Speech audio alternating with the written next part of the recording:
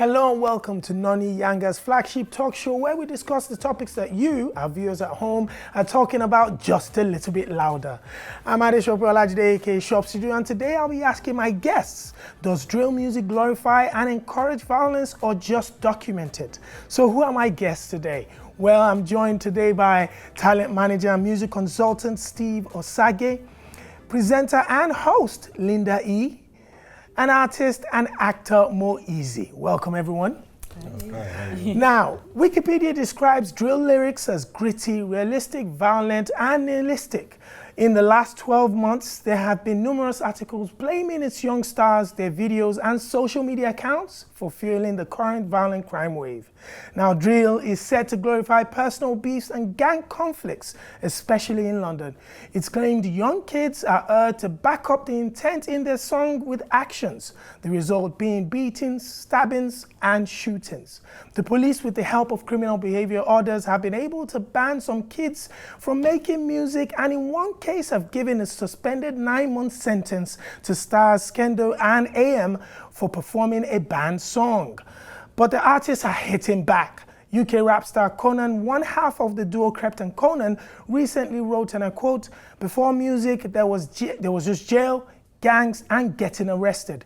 Without music, I do not know if I will be alive today. Best case scenario, I'd be in prison." Another star, DJ Bempa, argued, if violence is what you see in your environment as an artist, that's what you portray in your lyrics. Sure, the music can glamorize violent crime, but it can't force your hand to commit those actions. So does drill glorify or reflect? And is Conan right when he says banning music is just another version of stop and search, targeting a group of people without justification for a crime that hasn't actually happened yet? Over to you guys. I'll start with Linda because of your beautiful smile. Ladies first. Does it document or does it glorify? I say document. Now, one thing you have to remember about music. Music is an artistic reflection of oneself, one's surroundings.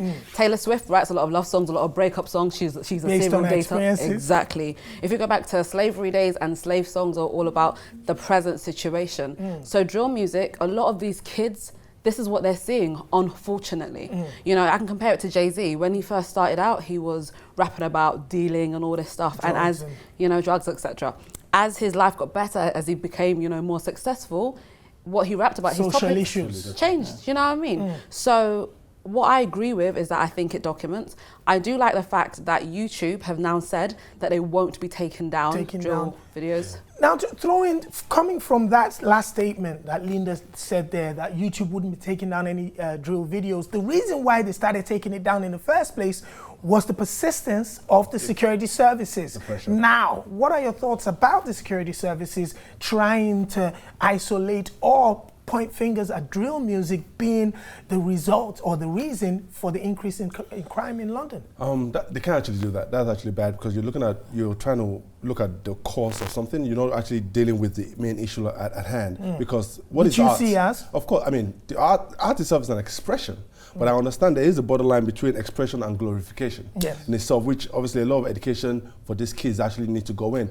But if they did that, then every single horror film, every single action film that goes ahead and kills a whole bunch of people should be taken down itself. So you can't just now position that, and because they're black kids, and that is also an outlet for them to come out of their environment, you can't, it's not right to do that. Conan made he said the fact that this targeting drill music is almost another stop and search within the community, targeting young black kids. What are your thoughts about that? It could be used for that as well. But also I think we also have a responsibility to also educate the younger artists to know, because it's also about branding. That might be an expression that you're doing right now, but how do you want to be seen and viewed in the next 2, 3, 4, 5 years time? Because if it's an outlet for you to come out of the environment that you're in, if you're about to get an endorsement from a certain brand in 2, 3 years time, when they Google your name, what comes up? What are you associated with? So obviously there's a fine line and a fine balance for a lot of people that have been in the industry to really educate the individuals that listen. You can express your music, but you can be creative about it. Speaking about expression and creativity, Mo Easy, thank God we have a rapper on the scene who has in past rapped about violence, drugs, whatever's happening in the community. How do you as a rapper, what type of responsibility should we lay at your table based on the lyrics of your music? I mean, being an artist or being a musician is about creativity, and it's also about what you do on a day-to-day basis, what your life consists of, you know, is what you're going to rap about. I mean, you're not going to see me sit there and say I'm rapping about a yacht somewhere in Saint-Tropez because I'm not there. Do you understand? My society and what I learned from is what I'm going to rap about. Okay. You know, so them really blaming drill music on violence. But what kind of responsibility as an artist do you hold yourself to, or should we hold you to, based on some of the lyrics that artists like yourself put in music? Responsibilities. I feel like we grow with growth. You know, you grow in lyrics, you grow in creativity. You know, and just like he said, in 2-3 years' time, where do you want to be seen? You know, it's about a starting point and you actually moving. You can't get to a destination without taking steps. You know, and this is with having, you know, good management and direction, someone who really puts you in order. You know, you're able to also have output of music that the younger ones can learn from. Unfortunately, in recent times, we've seen artists from the drill community who have been charged for extreme crimes, violent crimes. In recent times, we had Unknown T allegedly charged for murder. Now, how does that affect this debate that has been going on within the scene? One thing I think people need to remember is, once you become an artist, just because you get a bit of popularity doesn't mean that your circumstances change overnight. Was it D-Block? You know, yes, D-Block. They were still selling substances even after they released their first album, and that had blown. So even Jay-Z. Thank you. So, you know, it can take time to make change. Unfortunately, the issue with Unknown T is that it almost perpetuates the stereotype. You know, he's been rapping about it, so he's still doing it. And you know what? I'd like to think that is not the case with every single drill artist that is out there. I don't think all of them are, you know, necessarily acting out what they say in their lyrics. Some of them might not have even done what they have said in their lyrics. There is a level of creative license. So go on. But that's where you have to be careful as an artist, because now, in the age of social media, you're documenting everything that you're saying. So that can be used against you, even though that was never the intention. And this could be something that maybe happened 10 years ago. You only started rapping 2 years ago. Your case can come to court now, and the judge can actually use the evidence of your rap against you in a trial. Taking away, even going away from the drill community, just looking at the urban music community in the UK alone, in recent times, we've just had Haas being released from prison for going to prison for carrying a knife at the peak of his career. This is arguably the most successful, if not the most successful black artist of his genre, the Afrowave genre, being arrested for allegedly carrying a knife in a public space in London. But see, sorry to cut you. You could say it was being used as an example. Yes. In itself. But he carried the knife. No, definitely he did, but obviously... And he'd spoken about it before in his song. It's disappointing, but I think what you need to remember as well, if you go deeper into this whole situation, the issue isn't just music. The issue is upbringing. It's the environment. It's what these children, these kids, these youngsters are seeing. It's poverty, it's lack of education, it's lack of after school clubs, all of this. No one can just say that drill is the one sole cause of this, you know, epidemic, because it isn't. It's everything. It's simple. It's always easier to explain, or it's easier to explain what you just said now. But in terms of looking at gangster music, gangster rap, in the last 20 years, we've seen the losses of Tupac and Biggie. In the last 12 months, we've seen the likes of Nipsey Hussle being shot in front of his own shop, and a lot of other rappers within states in America in the last 12 months. I think they lost about 6 rappers to gang violence who continuously rap about gang music. Are we fooling ourselves here? But would you say would those things have happened regardless if they're rappers or not? Because I'm sure it happens to a lot of other people that are not rappers. Within that community. So because now the spotlight is now on them because they're rappers. And it seems like, oh, because you're rapping about this, that means there's a connection.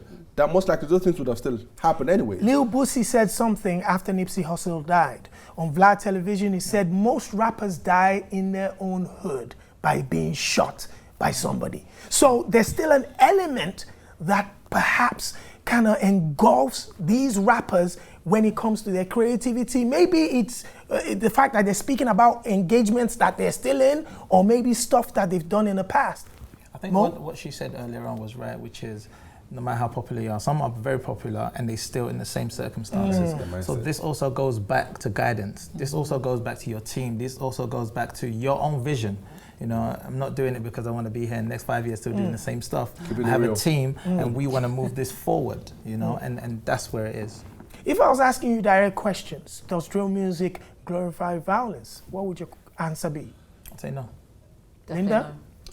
I'll say no, it expresses it, but also it's a very thin line. Some people actually play into that because, for example, you could have an artist that comes out and because a certain drill track went to #1, he now has part of his team that can be irresponsible that says, listen, this is what you need to be singing about because this is what gets to the charts. Although the artist himself might not want to sing about it, because he's the one in front of it, he's now held responsible for whatever comes out of his mouth. To play the devil's advocate, and in recent times we've seen that hip-hop has been criticized for glamorizing the kind of like denigration of women because of the glorification of strippers and women that are cladly dressed.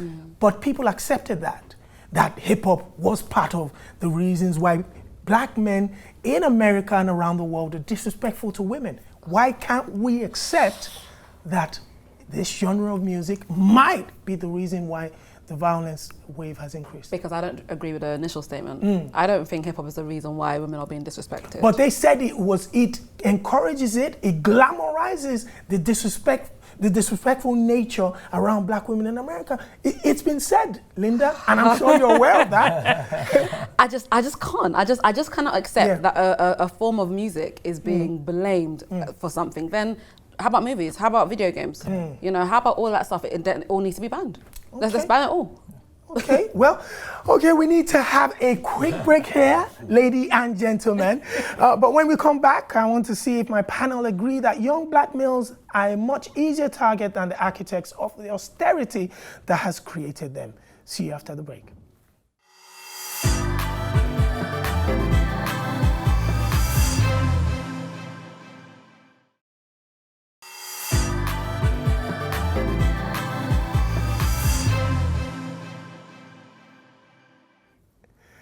Welcome back to NONI with me, Shopsy Olajide, and my guests, Steve Osage, Linda E, and Mo Easy. So the question we're discussing before the break was, does drill music glorify and encourage violence or just document it? But is this the wrong question? What created this genre of music in the first place? Should we really be asking who is responsible for creating the environment it has come from and it's reflecting? Surely that's the issue, panel. What exactly where would you like to start? Because I see Linda nodding there. Okay, so I want to start with poverty. Yeah. I want to start with lack of social clubs for school, for kids, because after school, what do? If there's nowhere for you to go to form meaningful relationships, to play with other children, to potentially start doing the things you want to do in your future, maybe it be football, athletics or whatever, what are you going to do? Unfortunately, you used to stay in your house. No, you didn't always stay in your house, but you didn't always do that. And we're living in an age where parents are more busy. Parents are trying to work more hours because, once again, there's less money. So parents aren't always able to be there with children. So where do these children go? They go and find family in the streets. Yeah, but also I think you also have to be very careful, because you have to, I tell my son that, listen, you're responsible for every single action that you take. Whatever it is that you do, is because you want to do it. Because if we also keep on making excuses for our youths, then they can really say, listen, my behavior, my bad behavior is because of this. And so because the influence. Exactly. Yeah, so you taught your son that. Exactly. You taught him. He didn't just one day say, do you know what? It's my responsibility. It's guidance. I understand that, but also I guess it's a balance, because if we also have to let them know as artists and individuals that you also have a responsibility to your fans and for listeners. what you're doing, because once you have a mic and once you have this box in front of you, especially even now with social media, you have influence and power, and the people that you influence based on what the President of America says, his tweet alone, you can see the NASDAQ fluctuating up and down. Absolutely. The same thing with a lot of these artists. That's always been a point. I know, but that doesn't mean it is right. Do you know what I feel like? Do you know what I feel like? If you're in an environment that it's covered in violence or whatever, and I get into the studio and that's the music I put out, it's up to you to take what you learn from it. You either go and do what I'm doing or what I said, or learn and be like, I'm not going to do that because it's going to end me this way. But personally, that's my experience that I'm putting there. Exactly. Okay, if you put out, I manage an artist, so if you were going to do that, if you put out music and say, listen, I pop pills every other weekend because I want to chill, and that's how a kid goes and pops pills after listening to your music and dies. Will you say, don't you have a responsibility for that? Are you going to say, you're just going to leave it to him? Of course, I would hold you here because I think we've got a caller online. I believe we have Elondo online, who is a producer of drill music and hip hop and currently lives in areas that has been affected by poverty, as you've said. Elondo, are you online there? Yeah, hi. Hi there. Thank you very much for calling in and joining us here on the panel. Now, do you think drill music glorifies violence or just documents it? I feel like drill music does glorify violence in a way, but it also is like freedom of speech in a way. It's good for the artists to express themselves and talk about things that they've experienced, even if it's not necessarily good things or things that people approve of. It's still they should be allowed to talk about it in their music. If I was going to ask you a question, I put the question to Mo a little bit earlier with the responsibility that music makers have. As a producer in the studio with rappers that are rapping about certain stuff, do you find moments where you say, perhaps maybe you shouldn't say that, or you just let them run free? Well, I've only had one studio session with drill artists before, and the stuff they were talking about was, I didn't personally approve of it, but I just let them do what they wanted, say what they wanted, because it's their lyrics, their lives. Thank you very much, Elondo, for calling in.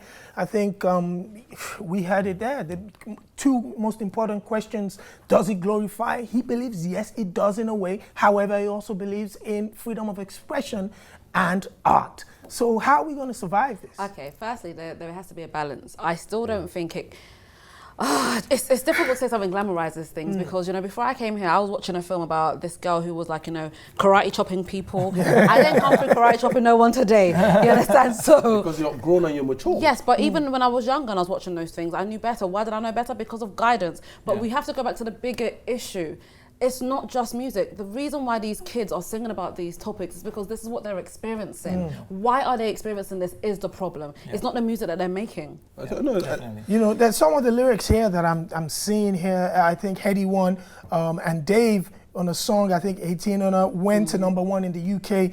Part of the lyrics said something like, for the new rusty man, grab it and kick it like rugby. We've seen other lyrics from the likes of NSG, who I'm a massive fan of. They tweeted after they had been pulled off of the Afro Nation Festival, they put a tweet out that said, I'm sending man, I'll put money on your head and send 20 man for you. That got the promoter shook and had to clarify with the artist if this was actually what they were saying. And the organization was a little bit, shaky about that too. But Wizkid has had lyrics about, 20, like, you can't touch me kind of thing. 20 man will fall today if you cross my lane. Are we going to go and pull up Wizkid? But also, you also have to look at the environment context in which that is happening. Wizkid is a Nigerian African artist. Right now, there's a gun epidemic of young people dying, knife epidemic, in the society we're in. So the authorities that are going to come hard on them. Who are they going to come hard on? It's our kids, it's our youth. So we have to also educate them, let them know that, listen,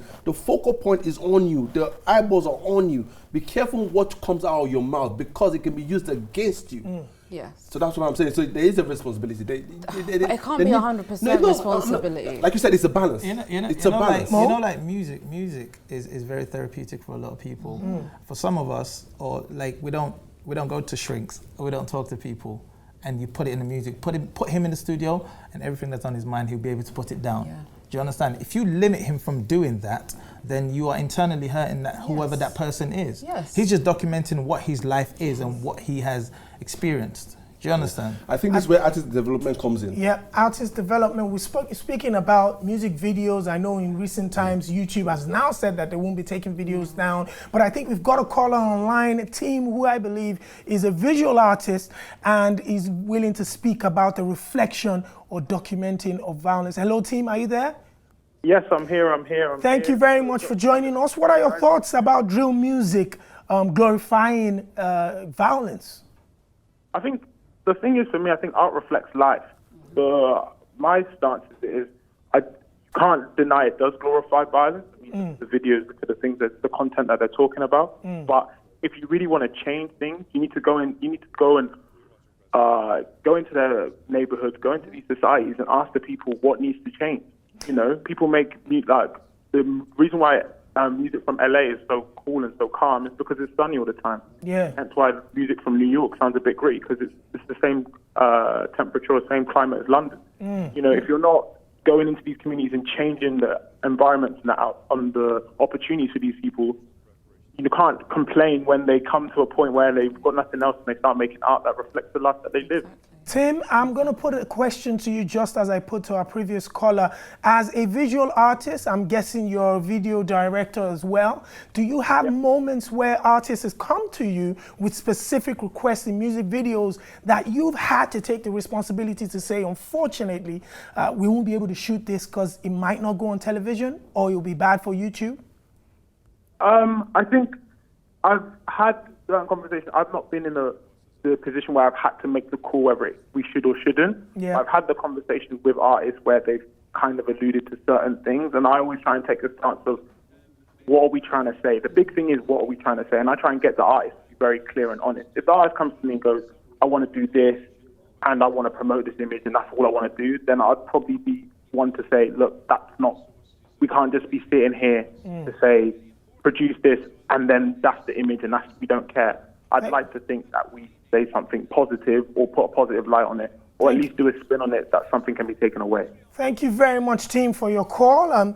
Some of the statistics or the information that I have here, in recent times, I know it became news in the UK, the terms tally up, where there was a tally up challenge and scores, where music videos within the drill community, I think rappers were speaking about their tallies and their scores, which eventually went viral and young kids were using on social media. What are your thoughts about that, Linda? Because I do recollect something like that happening. Into the realm of things going viral on social media, anything can go viral. Yeah. Okay, we've been doing the bottle top challenge. Yeah. We were doing the planking challenge. Yeah. People died from the planking challenge. Did they? Yes, fall someone from the cliff. They fell from somewhere. Yeah. Do you know what I mean? Let's not lie. Yeah. So it is unfortunate. Don't get it twisted. You know, for me, it's not a case where if I see an artist out, it's just like go stab, go stab, go stab, and the video is him knifing people. I'm not gonna be like, yes, that's the kind of thing I want to consume. That's not the thing I want. You know, younger generations to consume. I'm not saying that, but I'm saying we have to be allowed to express. We have to be allowed, and we have to take responsibility ourselves as a consumer and as a community to a degree. It can't all lie on. Absolutely. You know, I can't. Listen, I want my name to go viral. Can I make it go viral? But also, you see what you're saying is the reason why the responsibility also comes to the artist as well. You know, if the reason why you're doing music is to kind of come out of the environment you're in, right? Yeah. To hopefully it becomes popular and you hear the charts. Yeah. You know, you can't actually do a promoted post or send tracks content on social media, on Facebook or Instagram, because it picks out those different words. Yeah. So then that means that limits your opportunity of actually exposing yourself and blowing up and coming out of the environment. So you're already limiting yourself by speaking aggressively, consistently about the same thing. But bear in mind, right? Yes, most people do music in order to become rich, successful, move out, etc. Some people don't do music for that reason. For example, Fredo, when he first started rapping, it was because he heard his ops / enemies, you know, his enemies rapping, and was like, well, if they can do it, I can do it too. And in a sense, that's almost a positive effect. Yes, look where Fredo is now. He's moving up the ladder. Good for him. But he didn't necessarily start it so that he could also be in the charts. Some people don't do it for that reason. Yeah, but a lot of the artists now that are around, they've seen people that have used that to kind of come out of that situation. Hopefully, majority of them want to emulate that same kind of level of success. Unfortunately, we've run out of time. However, I'd like to say thank you very much for your insightful inputs today. And of course, those that called in as well, Elondo and Tim, thank you very much for calling in. We're sending hugs from the studio too. Well, this is it from me, Shopsy Do, and my fantastic guests, Steve Osage, Linda E, and Mo Easy. And thank you for joining me. And don't forget, every episode of NONI, past and present, is online at yangatv.com. So wherever you are in the world, you can see this show and other great content from Yanga. Join us again soon for more entertaining chat. Until then, it's goodbye.